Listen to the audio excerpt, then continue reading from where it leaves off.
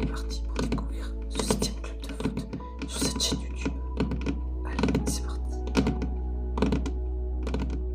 Voilà les abonnés, nous allons découvrir ce 7e club de foot sur cette chaîne YouTube qui sera le Valence CF. Valencia CF comme on l'appelle. Aujourd'hui, le déclencheur de cette vidéo est une boîte qu'on va acheter. On peut ranger mes bijoux, comme vous pouvez le voir. J'ai des bracelets décollés sur moi, donc je vais les ranger dans la petite boîte qui se trouve ici. Je vais faire du scratching et du tapping, et peut-être de l'ouverture des jouets. D'ouverture, si je peux dire ça. Je vais commencer un peu avec du scratching. Je vous précise d'avance, je m'excuse si je n'ai pas l'accent espagnol, car je me suis trompé, ce club de foot est un club de foot espagnol. Du coup, je m'excuse d'avance si je n'ai pas le bon accent. Bien, on commence.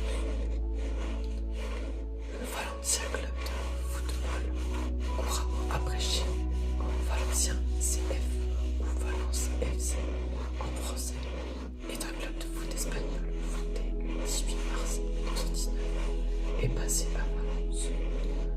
Le club évolue au stade de Mestalla. Il a remporté 6 fois le championnat d'Espagne de football ainsi que 4 coupes d'Europe, 2 coupes des villes de foire, une coupe d'Europe des vainqueurs de coupe et une coupe de l'UEFA. Le club a participé 2 fois de suite à la finale de la Ligue des champions de l'UEFA en 2000 et 2001. Il est le 5e club de foot espagnol le plus titré avec 14 titres nationaux derrière le Real Madrid, le FC Barcelone, l'Atlético Club et l'Atlético de Madrid. Selon le classement historique de la Liga, Valence est le 4e club espagnol derrière le Real Madrid, le FC Barcelone et l'Atlético de Madrid.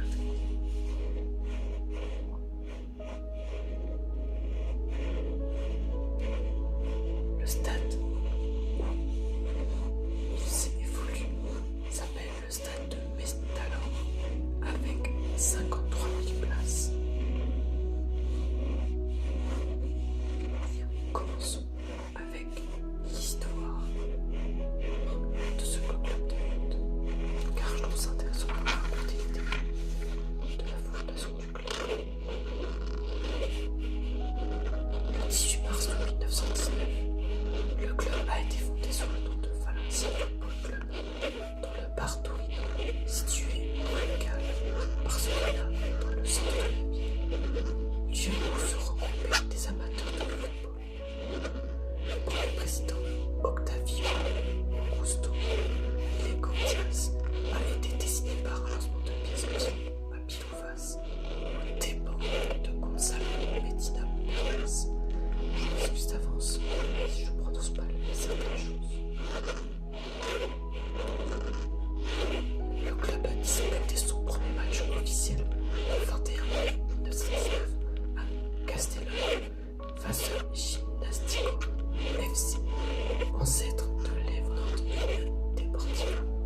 Match perdu 1-0.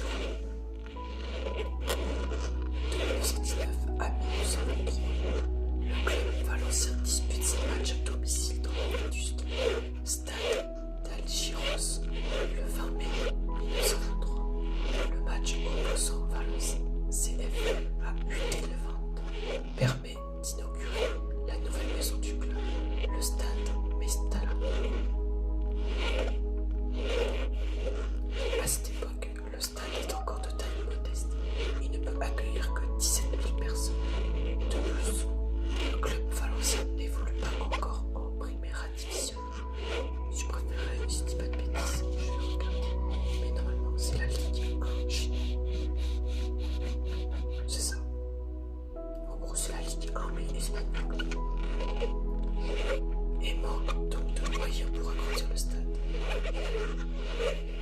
Toutefois, les performances réalisées par l'équipe au niveau régional poussent les dirigeants à entamer des travaux de rénovation et d'agrandissement. 5 capacité passe à 25 000 places.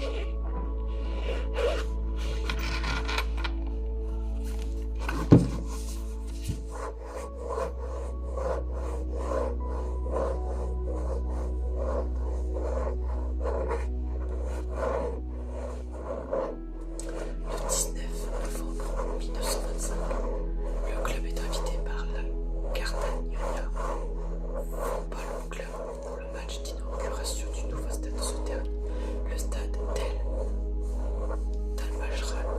Victoire finale 4-1 pour les Valenciens. Entre-temps, Valencia réussit à accéder pour la première fois à la division d'élite, qui ne quittera qu'à l'issue de la saison 1985-1986. Après un nouveau succès dans la Ligue régionale lors de la saison 1928-1929, cette période est marquée par l'arrivée de Luis Colina. En qualité de conseiller technique, il s'attache à solidifier la formation du club, tout en cherchant à recruter les joueurs qui lui feront du Valencia CF une grande équipe d'Espagne. Pour ses débuts de Primera División, l'équipe de Valencia reçoit le Real Oviedo à Mestalla et gagne par une victoire de 4-2. Le club finit sa première saison au sein de l'élite en se classant à la 6e place sur 10 clubs. À l'époque, les stars se nomment Torregare libero, Amoros milieu offensif, Basra et Imossi latéraux, Villanova ou encore Sanchez les attaquants. L'équipe est alors extrêmement prometteuse à l'aube de la saison 1931-1930. Les joueurs dirigés par la Tchécoslovaque Anton Visper figure parmi les favoris au titre de champion. Hélas, l'exacerbation récente des clivages et des divisions entre régions espagnoles dès la proclamation de la Deuxième République en 1931, puis le début de la guerre civile en 1936 empêche le club valencien de confirmer ses belles promesses.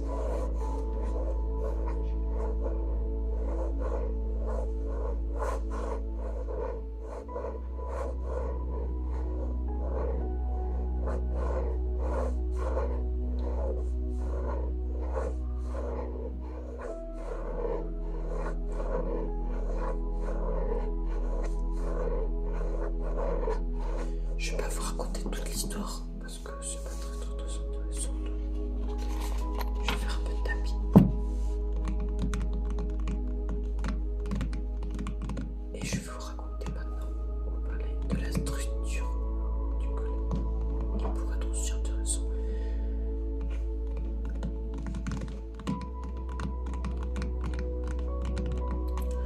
Le club effectue ses matchs à Mestalla, en plein centre-ville de Valence depuis 1923. Il peut accueillir 55 000 spectateurs. Après avoir évolué à Algiros, le Valence CF inaugure le stade de Mestalla le 20 mai 1923, battant pour l'occasion son voisin du Levante UT 1-0. Sa capacité sera augmentée après la guerre civile en 1959. Il sera affecté par une crue dévastatrice. L'enceinte est ensuite rénovée de fond en comble en vue de la Coupe du Monde de la FIFA 1982 et des Jeux Olympiques de Barcelone en 1992. À ses débuts, l'équipe valencienne n'évolue pas en première division et le stade accueille 17 000 spectateurs. Lorsqu'en 1927, les résultats du club s'améliorent dans les championnats régionaux, les dirigeants de l'époque effectuent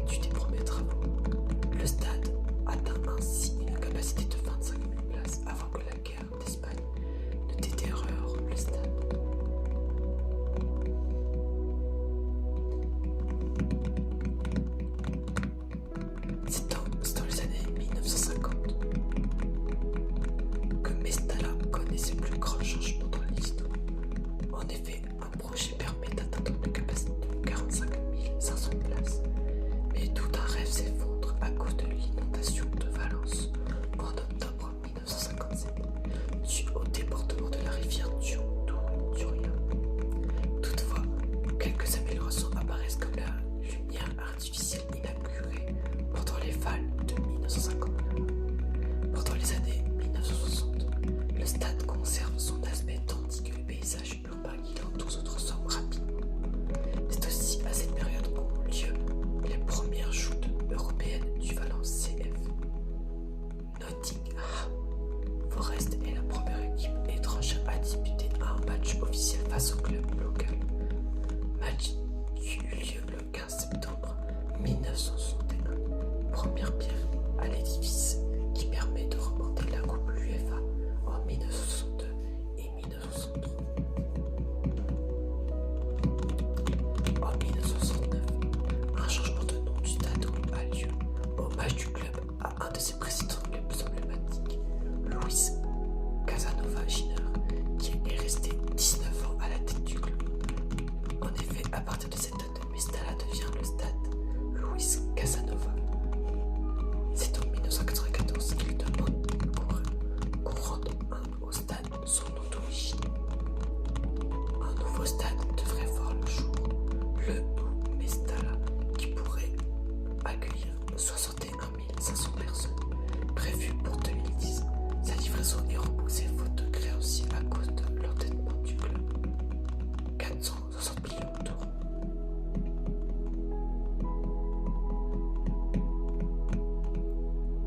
Je parlais des symboles du club. L'écusson du club reprend le symbole de la chauve-souris et les couleurs de la ville de Valence, Valencia et de la communauté valencienne. Le blason du club provient de celui de la ville. La présence de la chauve-souris est tirée d'une légende accompagnant la Reconquista de Valence en 1238. Alors qu'il est aux portes de la ville, Jacques Ier d'Aragon, Jean Ier, aperçoit une chauve-souris se poser au haut de son drapeau. Il y voit un signe de bon augure et pénètre dans la cité qu'il récupère. En 1503, la chauve-souris remplace le dragon ailé sur le drapeau de la Valencia.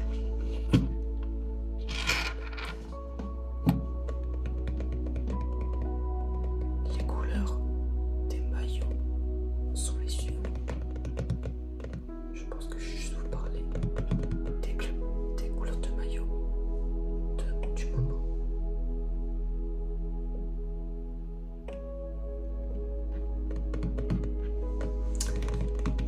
Les maillots à domicile sont avec un t-shirt blanc, un short noir et des chaussettes noires et des petits traits jaunes. À l'extérieur, c'est un t-shirt bleu avec des rayons bleu clair, un short bleu, des chaussettes bleues et neutre. Ce sont un maillot qui est exclusivement orangé. Je vais parler maintenant des palmarès du club, comme à chaque vidéo club de foot. Je vais commencer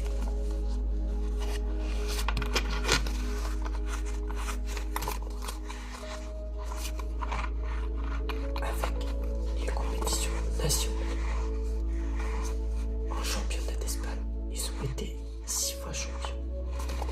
En 1942, 44, 47, 71, 2002 et 2003. 5 fois vice-champions. En 49, 53, 72, 90, 96. Et 10 fois en 3e position. En 1941, 1950, 1951, 1954, 1989, 2006, 2010, 2011 et 2012. Pour le championnat d'Espagne de 2e division, ils ont été champions en 1931 et 1980.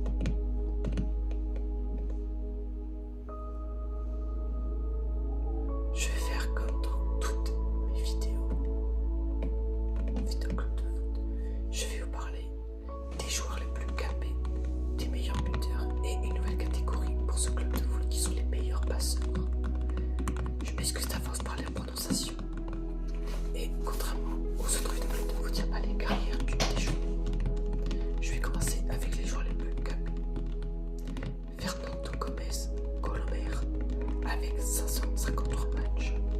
Ricardo Arias, 521 matchs. David Albelda, 485 matchs. Miguel Angel Angulo, 434 matchs. Manuel Merstre, 424 matchs. Santiago Semiraes, 416 matchs. Eric Sora, 400 matchs. Dani Baracheo, 383 matchs. José Claramont, 375 matchs. Et Carlos Arroyo, 375 matchs. Maintenant, je vais parler des meilleurs buteurs.